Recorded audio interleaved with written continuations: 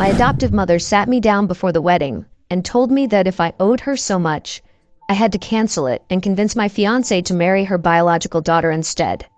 The incident I'm about to share is between my stepmother, her biological daughter, and me.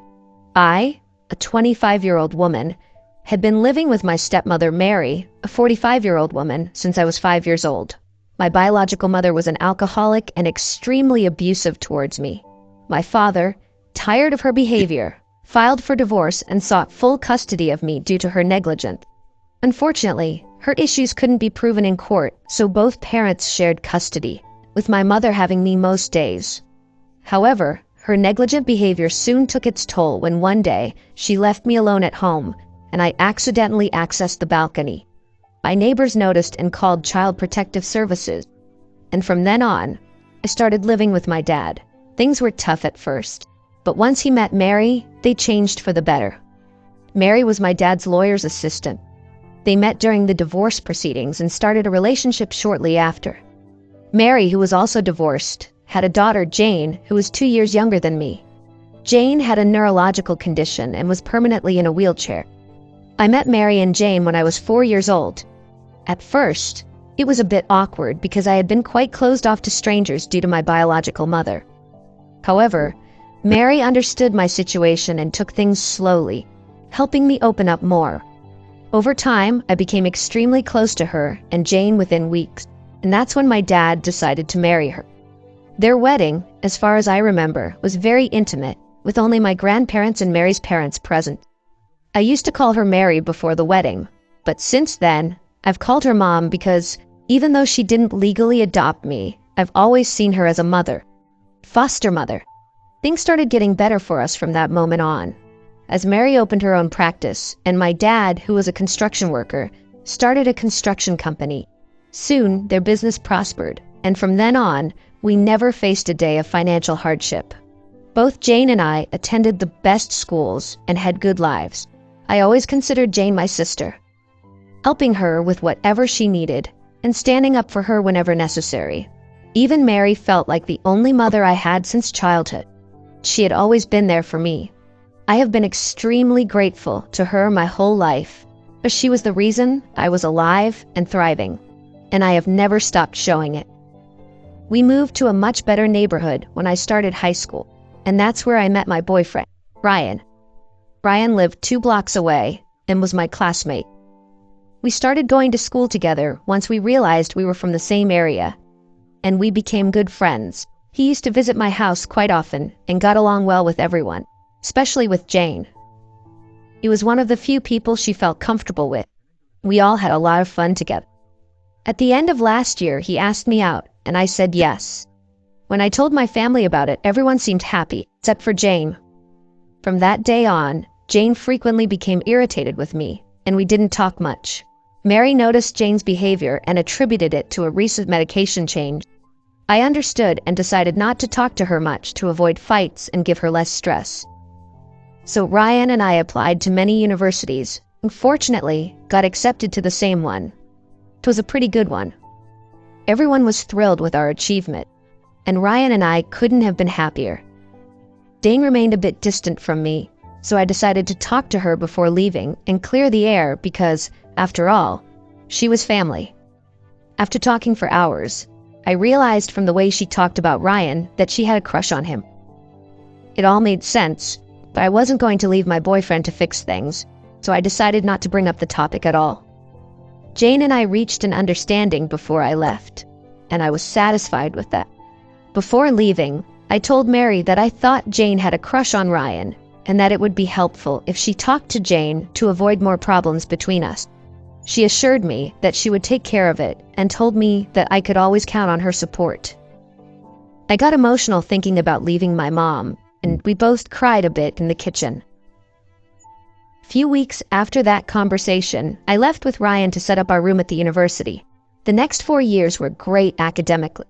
I learned a lot, excelled in most subjects, and secured some internships for my classmate. Overall, I was doing well. On the other hand, my relationship with Ryan wasn't at its best.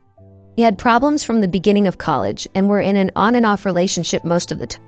I also heard some rumors that he had cheated on me, but by the end of college, our relationship was quite shaky. Given our history, we both mutually decided that we should take a break for a while to get ourselves together. I returned home to rest a few months after finishing my degree and told my parents about the breakup. They weren't as surprised as I thought they would be, but that didn't seem strange to me. Jane was also about to finish high school and asked me if I could get Ryan to talk to her, because she was planning to study the same course and needed guidance. I was a bit reluctant to call Ryan so soon after our breakup and suggested some of my friends in the same field, but she insisted on talking only to Ryan. So I decided to set aside my feelings for Jane and messaged him. After talking to her, Ryan called me and said that Jane had been flirting with him during the call and that he wasn't interested in her that way. I told Mary, and she said it shouldn't be a problem for me because Ryan and I had broken up. I didn't think much more about it after that. A few years later, Jane was about to finish college, and I was working while still living in my parents' house. I ran into Ryan while grocery shopping, and he was well established and enjoying life. We started chatting and met several times for lunches and breakfast. Eventually, we rekindled our relationship, and a few months later, proposed to me, to which I obviously said yes. The news of our relationship wasn't received as we expected by Mary, and Jane's anger was understandable, but it was the news of our engagement that caused havoc in my house. Jane threw a massive tantrum, leading to an anxiety attack, and had to be rushed to the emergency room. She was okay, but due to her predispositions, the doctors asked us to take good care of her, not introduce stress. After discussing it with Mary and my dad, we decided that it was best if I moved out. I moved out shortly after the incident and used to visit home on weekends. Jane had now accepted my engagement and was quite excited about the wedding. Originally, she was going to be my maid of honor, but after her reaction to the engagement, I decided to leave her as one of the guests. Everything was going well with everyone, especially with Mary, who was trying to involve herself in every little detail of my wedding and was also paying for half of the expenses. I couldn't have been more grateful to her for everything, and I mentioned it even in my speech during the rehearsal dinner, 2 days before my wedding. The night of my rehearsal dinner, everyone was drunk beyond reason, and Mary asked to talk to me in private. I thought it would be a mother-daughter conversation, so I suggested we talk in my room. I didn't expect what was about to happen. Mary sat me down and started telling me how grateful she was to have a daughter like me, which made me emotional. She continued by saying that she had similar wishes for Jane, but that it was very difficult, and started crying. I comforted her, and she asked me if I loved her. I said yes. Then she asked if I owed her my life. It was an absurd question, but I answered yes again. Upon hearing this, she stood up and asked me for a favor. When I asked what it was, she said that since I owed her everything I had, she wanted me to share some of it with my sister. I was confused and asked her what she wanted me to share. What she said next was far from normal. She said that compared to Jane, I had a much better life, while Jane was surrounded by only a few people, one of whom was Ryan. She claimed she had known about Jane's attraction to Ryan since childhood, but did nothing about it until we broke up after college. She continued saying that Ryan was a very understanding man and perfect for Jane. She asked me to break off my engagement with Ryan and ask him to marry Jane instead. I couldn't believe what I was hearing, and I asked her to shut up. She didn't. She said this was the only way I could repay her, since she had accepted me as her own blood and taken care of me as her own daughter. She said she wished Jane had a relationship for the future too, and Ryan was the only man she was sure wouldn't break her daughter's heart. She knew Ryan wasn't interested in Jane that way, so she wanted me to convince him. I couldn't process what was happening, and in a fit of rage, I kicked her out of my room while she screamed that I should consider it and that she would be indebted to me for life if I did this for her daughter. Her screams attracted some attention, and my dad came to ask me what was going on. I didn't answer. I simply left him and Mary outside. I cried in my room and didn't realize when I fell asleep. The next day, I woke up late, and my dad asked me to come see him in his room.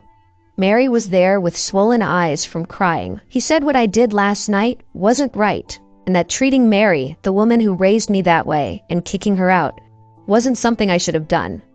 I realized at that moment that he knew nothing about what Mary had asked of me. When I was about to tell him, Mary grabbed my hand tightly, indicating for me not to tell the truth. I freed myself from her grip, and before I could say anything, we heard a scream from Jane's room. She had fallen in the bathroom and had cuts on her legs.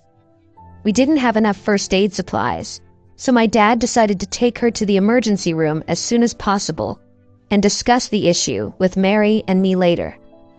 Since then, Mary has been begging me not to tell my dad the truth and to avoid damaging their relationship. I don't wish to get involved in a conversation with her, and I've been staying in my room. Am I a bad person if I don't give Mary another chance to explain or apologize before telling my dad what she asked me?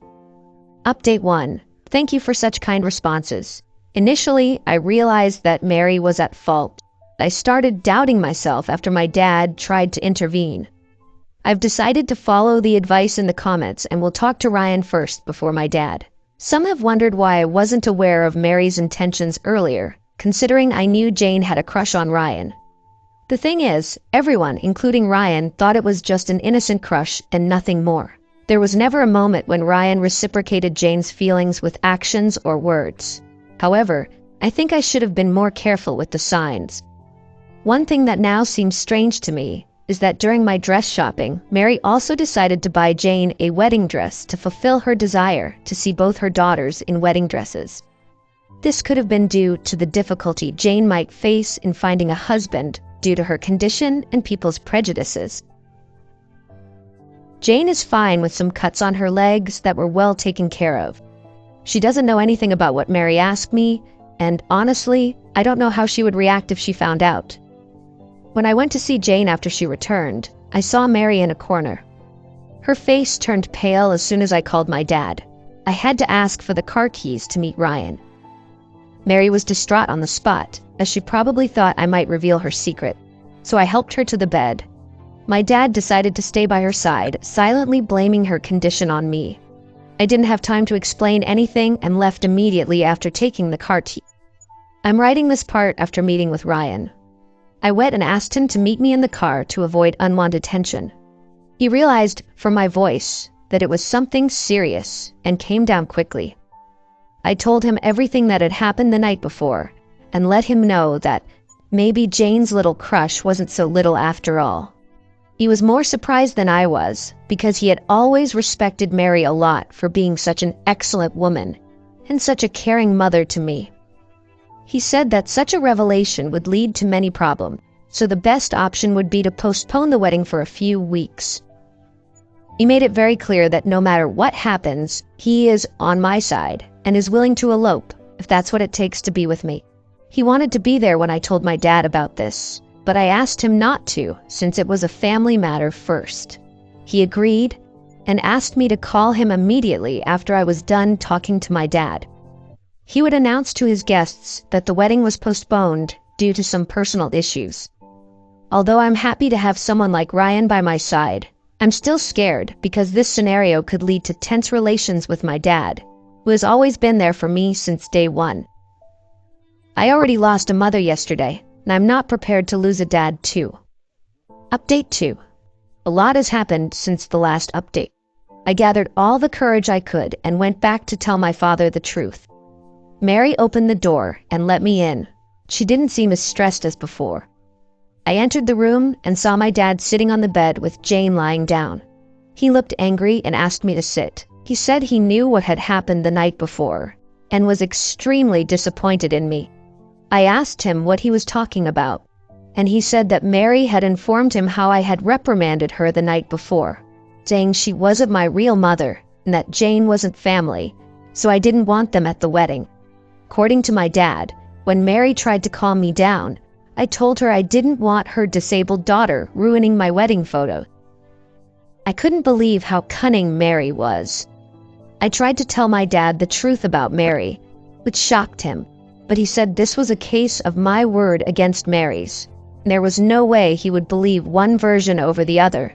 so maybe we should settle it for now. Jane was constantly saying how her mom's side of the story was the correct one, and now I was sure Mary had told her daughter the truth and asked her to act. I made it very clear to my dad that the wedding was postponed because I didn't care who thought who was telling the truth. It was absolutely unacceptable to me to have someone who had tried to emotionally manipulate me into giving up the love of my life. Mary quickly intervened and said she wanted to apologize if she had done anything wrong while raising me and wished our relationship had a second chance, with her being part of my wedding. My dad also insisted that I should move on and let the wedding happen without problems because a lot of money had been spent, but I decided not to entertain their requests and left. That same day, I left for Ryan's house, and it's been 2 days since then. I really didn't have the energy to deal with anything, so I turned off my social media account. So far, I haven't been contacted by my dad or Mary, but I have received calls from some relatives, which I didn't answer, assuming they were about the wedding cancellation. Things are quite stressful right now, and I hope to find a way to resolve them soon. Update 3. This update comes a week after the last one. When the wedding was postponed and I moved out of my parents' house, a week after the constant calls, I heard from Ryan, who is friends with my dad on Facebook. Apparently, my dad had posted something on his wall about me. After our relatives tried to figure out the reason for the wedding cancellation and didn't get any answers, they decided to press my dad and Mary on the matter. They tried to contact me to make a public announcement as a family. Since they couldn't reach me, my dad made that Facebook post. In the post, he mentioned how he, Mary, and Jane were pleading with me not to ruin their reputation over minor family issues, and hoped that I would respond, since talking was the only way to resolve this. This post did even more damage to the already complicated situation. Our relatives and all their friends on Facebook were now speculating about the problem and spreading rumors. The worst rumor I heard was that I had stolen money for the wedding and then cheated on Ryan. Ryan was getting stressed about all this, and I talked to him, thinking he might be having doubts. But to my surprise, he reassured me again that he was going to marry me no matter what came our way. I hadn't responded to the Facebook post yet, and I planned to talk to my parents the next day to at least be rational before the big confrontation. However, things took a different turn that same night. I received a call from my grandmother, my biological mother's mother. I hadn't mentioned her before because she wasn't directly related to the incident. She has been an important part of my life. She has always protected me and saved me from my mother, even helping my dad financially. She generally doesn't get involved in our affairs, but her intervention in this incident meant something big had happened. Apparently, she had heard about everything and confronted my father directly about it. He told her what he believed was the truth, Mary's version. My grandmother trusted me and felt that something was off, so she decided to talk to me about it. She knew how much I loved Mary and Jane, and couldn't believe that I had considered them not family. I got emotional thinking that someone in my family finally believed my version, and I told my grandmother everything. She said she couldn't believe how vile Mary was and how I saved myself from her bad intentions. I told her how I feared losing my dad, and she asked me to talk to my parents first while she tried to find a solution. The next day, I decided to go back to my house and talk to my parents. I was blamed over and over for making a spectacle of our family. Honestly, I was exhausted from them in just a few minutes and asked if I could have a moment alone with Mary. We went to another room, and I asked her why she was doing this to me when I had loved her all my life. Before anyone asks why I didn't record the conversation, my phone fell and the screen broke, and I still haven't replaced it. I couldn't ask Ryan for his, since he uses it for work. I didn't expect Mary to confess to anything. But getting back to the case, she said that what she had said was something she had been feeling and that she never wished to burden me with it. She asked me to forget it as a mistake and move on. I said that her loss of control, which she justified by alcohol, and her excessive request was unacceptable under any concept, and that I was going to stand by the truth, no matter what. This led Mary to warn me about the consequences. Hearing this, I left and asked my dad one last time if he was even willing to believe my version of what Mary had asked me. He said that what I was accusing Mary of was very serious, and that it wasn't possible for him to believe something so vile, especially from the woman he had loved for so many years. Anyway, I already had my answer and left their house furiously. The next thing I heard was that they were telling people I had abandoned them, so they were also cutting contact with me. I've been talking to my grandmother, so Ryan and I will visit her at her countryside house this weekend. Update 4. I'll start this update with some good news. Once Ryan and I arrived at my grandmother's beautiful house, she suggested that since my parents had created this situation, we should consider eloping and getting married in her garden instead of the original wedding. Ryan thought it was a good idea and called his parents to ask for their blessing. They were very happy with our decision. So the next day, my grandmother called her local priest, and Ryan and I got married. He announced the news to everyone via his Facebook, and the post received some comments, but we decided to check them when we returned home. My dad and Mary had also seen the post and recognized the background, so they started bombarding my grandmother's phone with calls and messages. My grandmother answered them, reminding them that they were the ones who started talking badly about me, so they shouldn't be surprised now.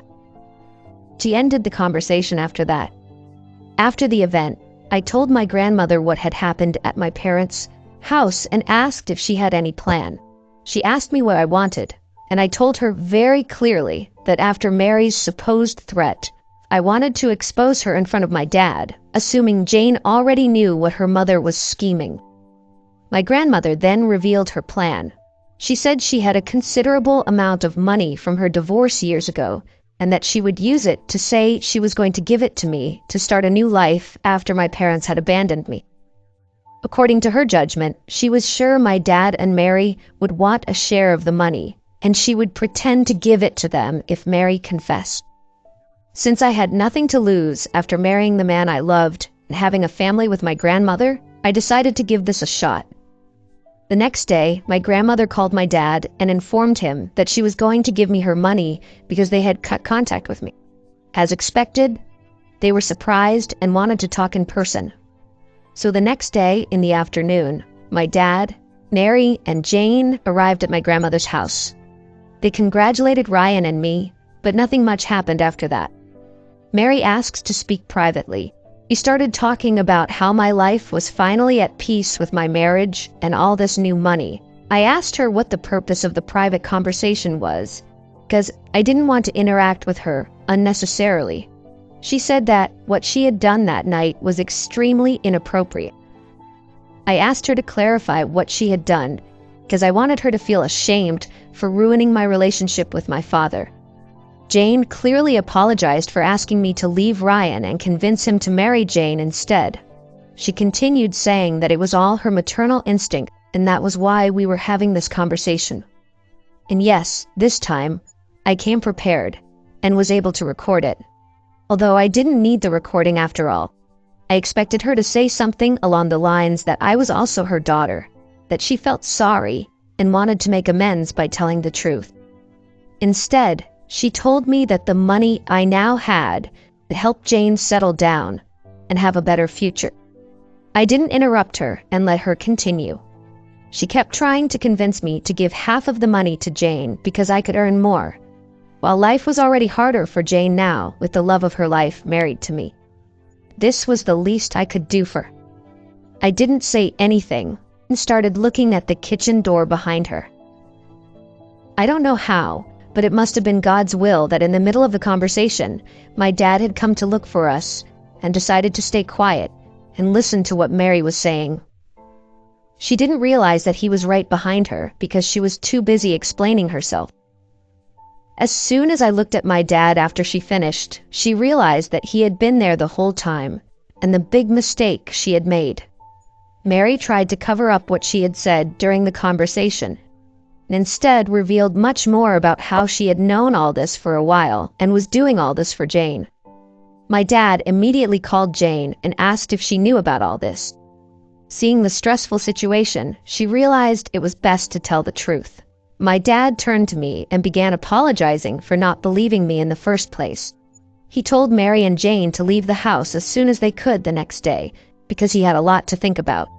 Mary tried to plead, citing Jane's condition, but my dad wasn't willing to listen to anything. I asked my dad to go rest in his room because it was a lot to take in. Ryan accompanied him, while Mary and Jane decided to stay in another room until they left. No one offered them sympathy, and we could see that Mary had seen this coming. I cried that night, thinking about how badly things had gotten and how we were a happy family just a few months ago. Ryan consoled me, saying he would be my true family from now on. The next day, Mary and Jane left, and my dad left 2 days later after apologizing profusely for not trusting me in the first place. I told him that his doubts about me could have damaged our relationship and we should take it easy from now on. He seemed discouraged but agreed to give me some space. Ryan and I also left that same day, thanking my grandmother for everything she had done for me.